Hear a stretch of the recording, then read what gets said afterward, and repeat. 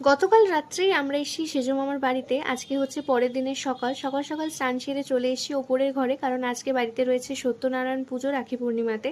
আর প্রত্যেক বছর রাখিতে আমি নিজের জন্য নিজে পছন্দ করে একটা রাখি বা ব্রেসলেট কিনি, যেটা আমার মাই আমাকে প্রত্যেক বছর পরিয়ে দেয়। তো সেটা পরে আবারও চলে এসেছিলাম ওপরে। এখন এখানে সমস্ত জোগাড় যন্ত্রপাতি চলছে পুজোর জন্য, আর আমি ওপরে দাঁড়িয়ে অপেক্ষা করছিলাম যে আমার মামারা কতক্ষণে আসে। ততক্ষণে মামারা না আসলেও ঠাকুরমশাই চলে এসেছিলো, তাই এখানে সমস্ত এখন তাড়াতাড়ি করে জোগাড়পাতি চলছে। তার সাথে এখানে এখন সিন্নি মাখাও চলছে। মামা আসার সাথে সাথেই মা মামাকে রাখি পরিয়ে দিয়েছিল। আমার তো কাউকে রাখি পরানো নেই, কারণ আমার কোনো দাদা বা ভাই নেই, বাট আমি আমার দুই বোনকে এবং তুষারকে প্রত্যেক বছর রাখি পরাই, তো সেটা বাড়ি ফিরে পরাবো। তারপরে এখানে সকলে মিলে বসেছিলাম, তারপরে পুজোও শুরু হয়ে গিয়েছিল, আর এখানে এখন সকলে মিলে দিচ্ছে অঞ্জলি। তারপরে হোমযজ্ঞ হওয়ার পর পুজো শেষে আমরা এখন বসে পড়েছি সবালে প্রসাদ খেতে। আর প্রসাদে সব থেকে বেস্ট তো লাগে এই সত্যনারায়ণ পুজোর সিন্নি, তাই না? তারপরে মাসিও এসেছিল, আর এখানে এখন সকলে মিলে চলছে ভূতের গল্প। কোনো খাটাখাটনি না করা সত্ত্বেও আমি একটু ক্লান্ত হয়ে পড়েছিলাম, তাই একটু শুয়েই পড়েছিলাম।